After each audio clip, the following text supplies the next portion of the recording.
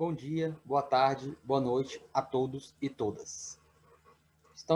Estamos aqui mais uma vez para dar continuidade ao nosso tema, ao nosso módulo aqui no curso, em relação aos animais peçonhentos.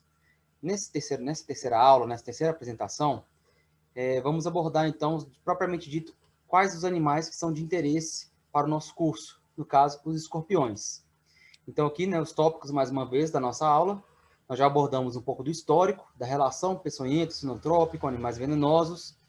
Já falamos um pouco, então, dessa relação histórica entre o ser humano e outros animais, né? E agora o foco da nossa aula é os aracnídeos. São os aracnídeos, né? Quem são esses animais? Um pouco da morfologia externa, especificamente dos escorpiões, que é o nosso grupo foco, e os grupos de interesse médio.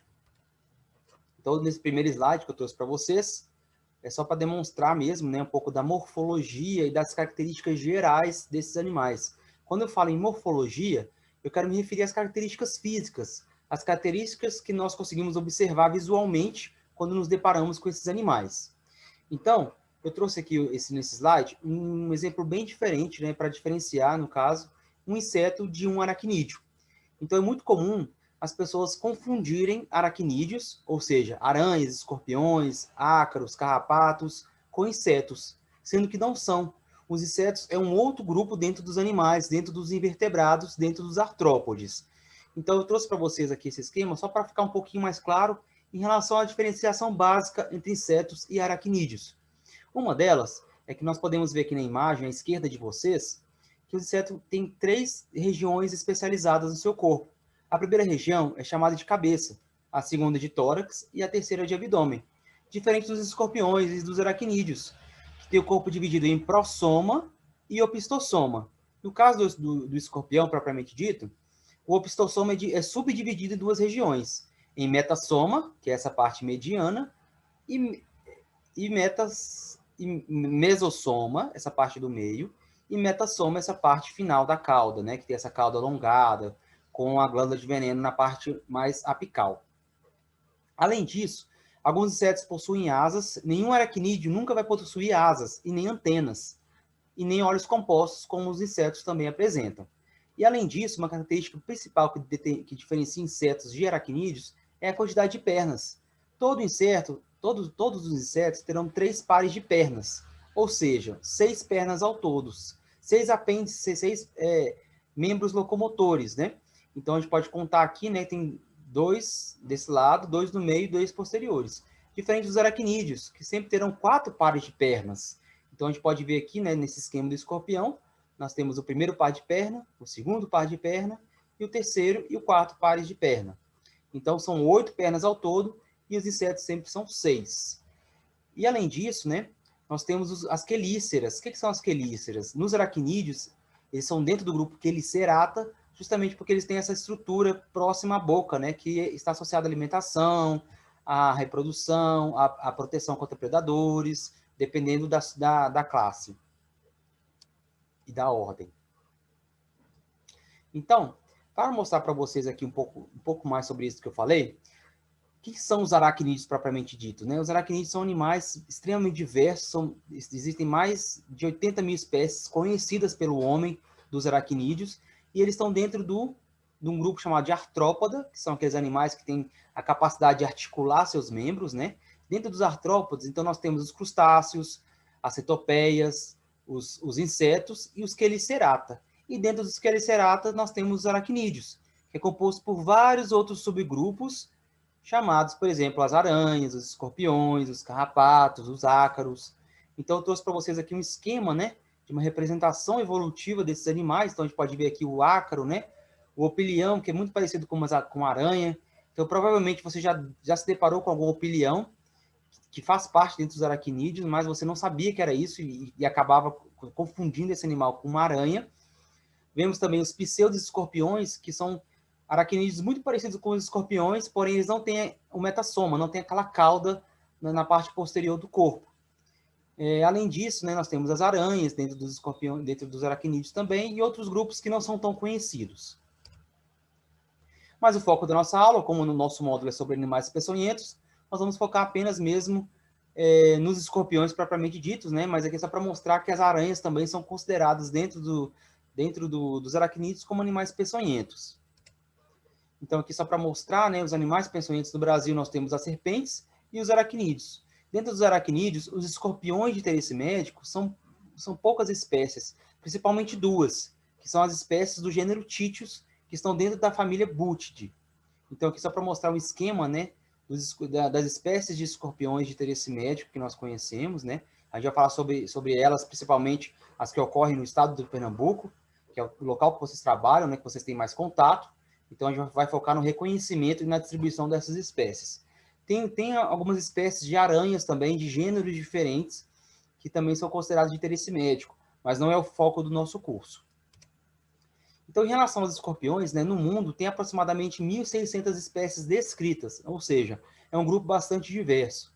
Dessas 1.600, apenas 25 no mundo são de interesse médico, e dessas 25 são as espécies do gênero Títios da família Buthidae. E dessas 1.600 espécies que ocorrem no mundo, apenas 160 ocorrem aqui no Brasil. Então, aqui, né, só para representar um pouco das imagens dos aracnídeos, né, que nós conhecemos, nós vamos focar, então, o curso agora justamente nos escorpiões, que está dentro da ordem Scorpiones, que é o nome científico dessa ordem. Então, os escorpiões, né, quando a gente imagina escorpião, quando a gente pensa em escorpião, já vem na nossa cabeça a morfologia, né?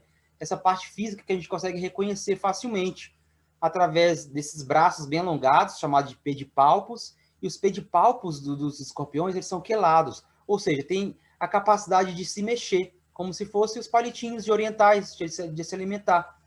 Então, eles são quelados e, além disso, tem esse corpo alongado com essa cauda no final, né, dividindo essa parte do corpo chamada de opistosoma em mesossoma e metassoma.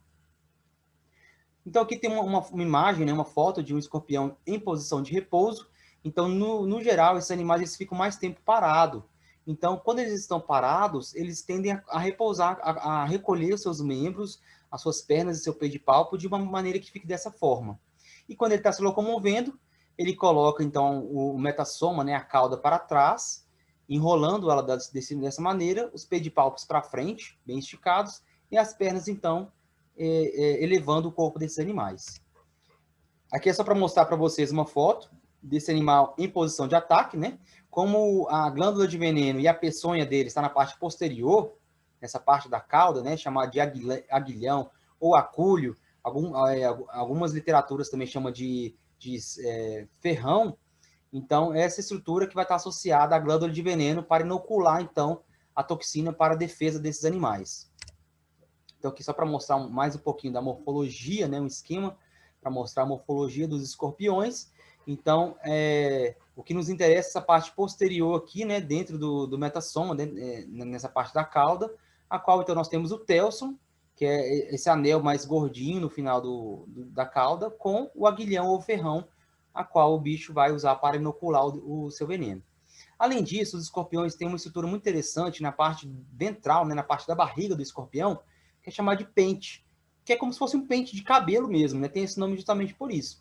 É uma estrutura sensorial extremamente importante para esses animais e é importante também para o reconhecimento das espécies.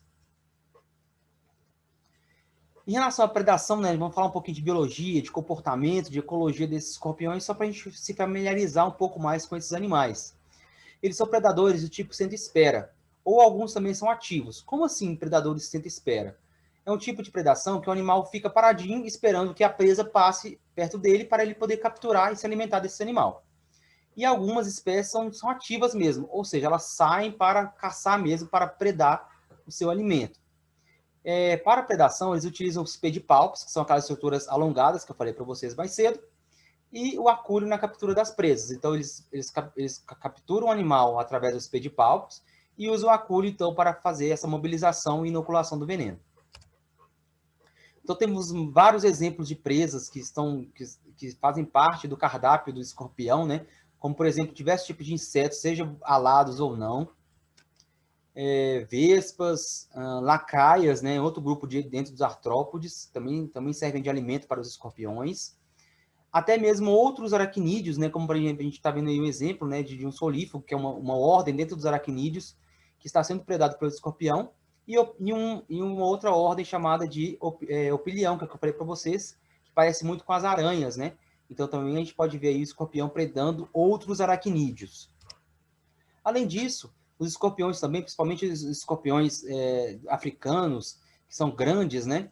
Eles podem se alimentar de vertebrados, de pequenos vertebrados, como por exemplo a gente pode ver aí, né? Uma serpente sendo predada por um escorpião, e desse lado aqui um lagarto sendo predado por um escorpião. E eles também têm, como todos os seres vivos, né?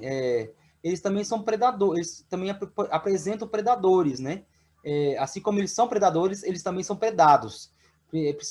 Por exemplo, né, tem essa figura que eu coloquei para vocês, que é de suricato, né? Um animal africano também que se alimenta de escorpião. É um exemplo de mamífero, de um vertebrado se alimentando de escorpião. Assim também como muitos pássaros, né, se alimentam também de escorpiões, então eles fazem parte desse ciclo biológico e ciclo ecológico, né?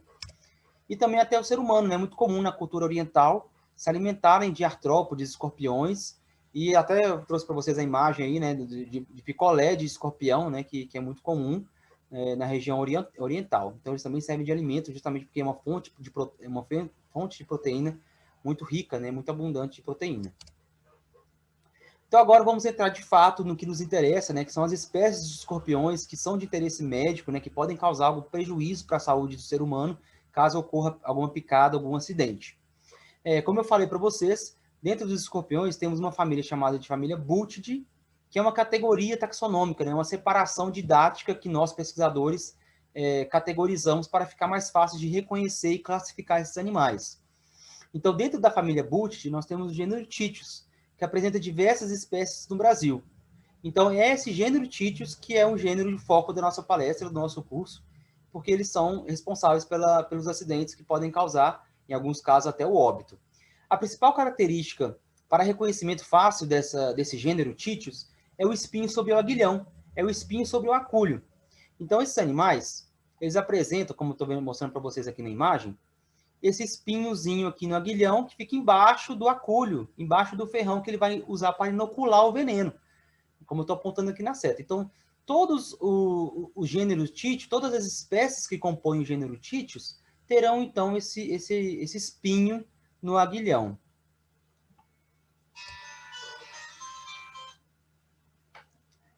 Bom, eu vou começar a falar, então, para vocês em relação às espécies, principalmente as espécies de Titius do Nordeste, mais especificamente que ocorrem em Pernambuco, que são consideradas de interesse médico.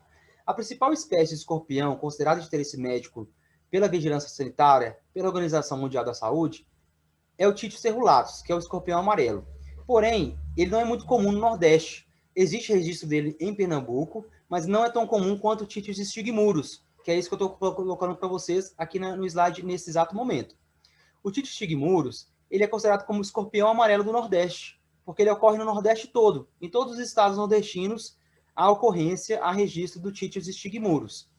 A principal característica de reconhecer essa espécie é que ele apresenta uma listra, que é uma faixa longitudinal, nessa parte do mesossoma, né?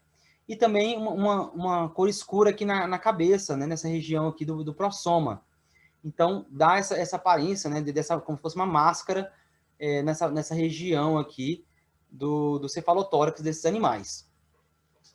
Eu trouxe o mapa para vocês, nessa parte em destaque aqui no mapa do Brasil, é justamente a região do Nordeste, né? Pegando todos os estados do Nordeste, que ocorre, então, as espécies do Titius stigmurus. Então, aqui é só para mostrar, né, nessa outra imagem aqui, o Titius stigmurus em posição de ataque, né? A gente pode ver que é do gênero Titius, porque ele apresenta um espinhozinho aqui no aguilhão, embaixo do acúleo, do aparelho inoculador de veneno. Temos essa parte do cefalotórax escura, que lembra um triângulo, e essa faixa longitudinal aqui no mesossoma. Então, é bem característico, né? A gente encontrar essa espécie aí, tanto em região urbana, quanto na região rural, quanto em regiões de matas de proteção ambiental. Temos aqui a imagem, né, do Titius cerulatus, que é o Titius, o escorpião amarelo mais perigoso mesmo, esse que pode levar a óbito, principalmente crianças, né, até 6 anos de idade, e idosos com o sistema imunológico mais enfraquecido, mais comprometido. Então, o Titius cerulatus, ele é caracterizado por, no final aqui da cauda desses dois anéis, ele tem essas cérulas, essas pontinhas aqui nos anéis finais da cauda. Por isso o nome, né, Titius cerulatus, porque ele apresenta essas cérulas nesses anéis finais da cauda, do metassoma. Em relação à distribuição do Titius cerulatus, ele tem uma distribuição bastante ampla, pode ocorrer desde a Bahia até Santa Catarina, né? Inclusive no estado de Pernambuco, mas como eu falei anteriormente, não é tão comum encontrar essa espécie no estado de Pernambuco. É mais comum encontrar a espécie anterior, como eu sei para vocês, que é o Titius stigmurus. O Titius cerulatus, ele está presente no Ceará, no Mato Grosso do Sul, Minas Gerais, Espírito Santo, Rio de Janeiro, São Paulo, Paraná, Piauí, Rio Grande do Norte, Goiás, Distrito Federal e Santa Catarina. Então, é o que eu trouxe para vocês aqui no mapa, nessa parte toda em destaque, é a parte que ocorre, então, a distribuição dessa espécie de Titius cerulatus, que é o escorpião amarelo mais perigoso, que pode causar acidentes. E temos outras espécies, né? Como eu falei com vocês, o gênero Titius ele é muito diverso no Brasil, né? Temos várias outras espécies que têm contato com os seres humanos, que algumas delas são até sinantrópicas também, mas que não têm relevância para a saúde pública. Ou seja, se acontecer algum acidente com essas espécies, não vai causar nenhum prejuízo para a saúde do ser humano.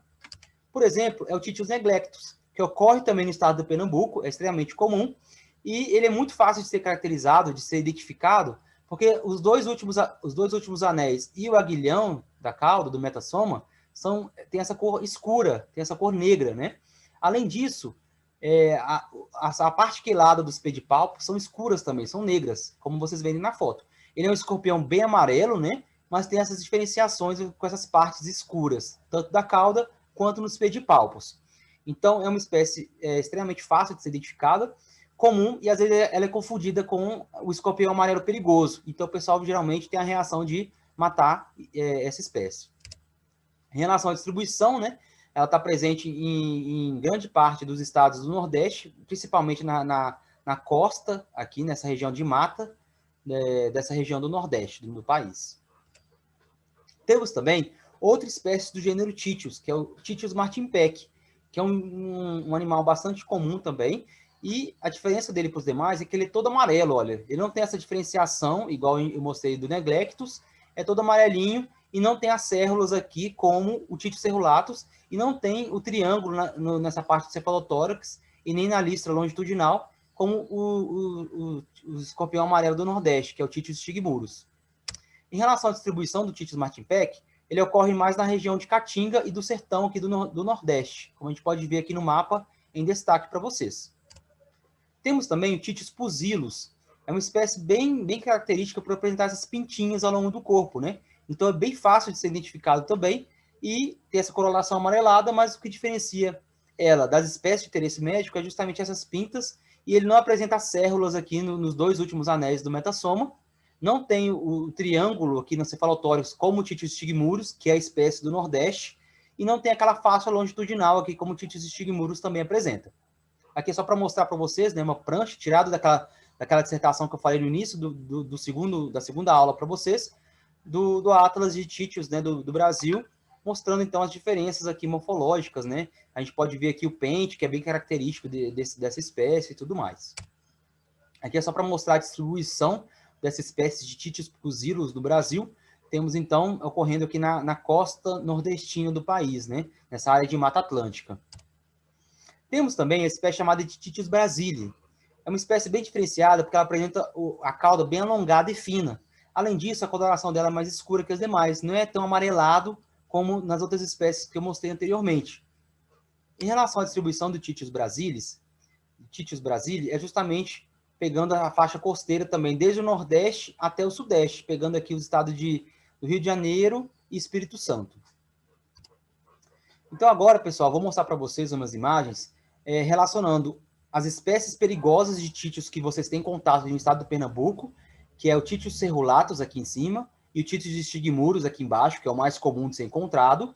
Porém, é importante ressaltar que os sintomas que o Titius stigmurus causa é muito menor do que o Titius cerulatus.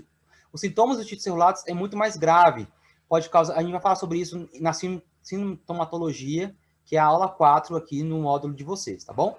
Mas essa parte da aula é só para mostrar as diferenças morfológicas entre o Titius cerulatus e o Titius stigmurus e outros gêneros de escorpiões que nós temos contato no nosso território, que não são de interesse médico e não são do gênero Titius, que é o gênero considerado o gênero perigoso, baseado nas espécies dos escorpiões amarelos.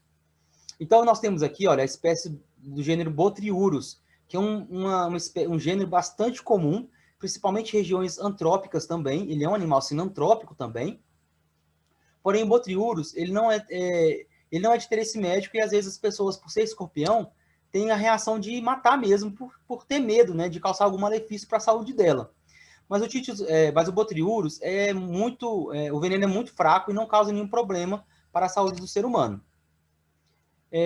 Além de a diferença principal, né, das características do Botriurus para o Titius cerulatus e Titius stigmurus, primeiramente é o pedipalpo. O pedipalpo do Botriurus, ele é mais fino e ele é mais curto e mais gordinho, digamos assim, como a gente pode ver na foto, né? Ele é bem cheinho, o pedipalpo, e as quelas são curtinhas, diferente do Titius, que tem o pedipalpo bem alongado, com as quelas bem longas e finas, né? Além disso, o Botriurus não tem aquele aguilhão aqui embaixo, né? Não tem aquele espinho no aguilhão, como a gente pode ver aqui nas espécies de Titius. Temos também uma espécie africana, né? O Pistacanthus, que é um bicho totalmente diferente, né? Não é só... a ideia desse slide é mostrar que existe uma diversidade enorme de escorpiões no mundo, né? Uma delas é esse Pistacanthus, que é totalmente diferente, né? Ele é um bicho bem parrudo, bem grande, com a cauda mais fina e totalmente negro, né? Temos também o Ananteres, que é um animal bastante comum na região do Nordeste, em Pernambuco, principalmente em áreas de mata. O Ananteres, pessoal, ele também é muito confundido com algum escorpião de interesse médico, porém não é. Ele não tem o espinho aqui no aguilhão, né, como todas as espécies de Titius apresentam, e ele apresenta o corpo todo pintadinho. Ele pode ser confundido com o Titius pusillus, que é aquela outra espécie que eu falei para vocês de Titius, que apresenta o corpo pintadinho também. Mas também se trata de uma espécie que não é perigosa, que não causa prejuízo para a saúde do ser humano. Temos o Ropalurus, que também é um escorpião amarelo. Ele também ocorre no Nordeste, tá? Principalmente na região de Caatinga.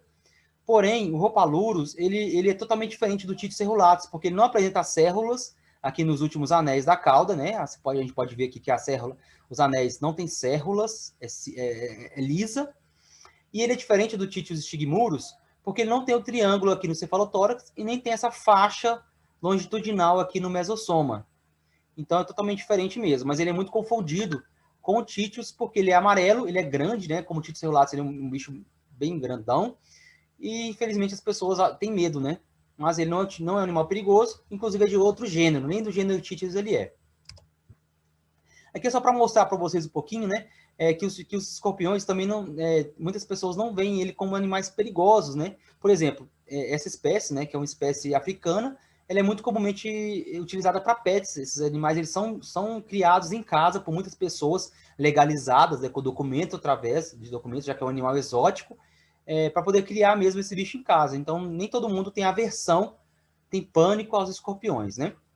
E aqui só para mostrar uma curiosidade, né, que em relação à coleta dos escorpiões, né, muitas espécies de escorpiões elas têm a capacidade de refletir a luz ultravioleta. Ou seja, é muito comum os pesquisadores, né, que estudam os escorpiões, os especialistas em escorpiões, irem para campo, né, no período noturno, que é o período que esses animais são mais ativos, né, justamente para poder coletar esses animais com a luz ultravioleta. Então, eles utilizam uma lanterna ultravioleta, vai no campo, coloca a lanterna assim à noite no mato, até ver que esse animal reflete e poder ser capturado, então. Então, é bem interessante mesmo, quando ele reflete, a gente pode visualizar com mais facilidade esses animais no ambiente natural. Aqui só para mostrar uma curiosidade muito, muito interessante sobre os escorpiões, né, em relação à reprodução, que as duas espécies mais perigosas, que é o Titius cerulatus e o Titius stigmurus, que é o escorpião amarelo do Nordeste, eles se reproduzem por partenogênese. O que é isso? Partenogênese nada mais é do que quando a fêmea dá origem a outras fêmeas sem necessidade do macho. Então, é muito raro nós encontrarmos, principalmente em regiões antrópicas, exemplares machos, tanto de Titius stigmurus como de Titius cerulatus. Por quê? Porque as fêmeas dão origem a outras fêmeas sem necessidade de macho. Então, eu trouxe aqui para vocês, né, o exemplo disso, a gente pode ver aqui na imagem de cima, a fêmea carregando os filhotinhos no dorso de Titius cerulatus, né, a gente pode ver aqui as cérulas nos últimos anéis da cauda. Então, além da fêmea dar origem a outras fêmeas, há também o cuidado parental, ou seja, a mãe carrega os filhos no dorso durante um certo período de tempo, garantindo a sobrevivência integral da prole. E aqui é só um exemplo também de Titius tigmurus, né? Essa foto foi tirada lá em João Pessoa, na Paraíba, mostrando, então, os filhotes no dorso, então, dessa espécie de interesse médico.